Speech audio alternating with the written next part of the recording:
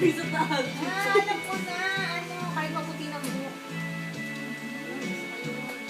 Ay, tuloy. Ay, wala pa lang.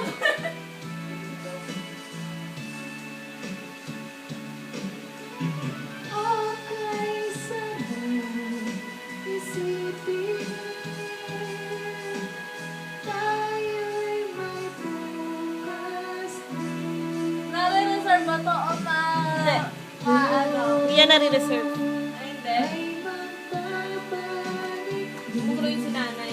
Makata siya. sa'yo pag-isip. Yan na yung zipper, ninitay ko yan.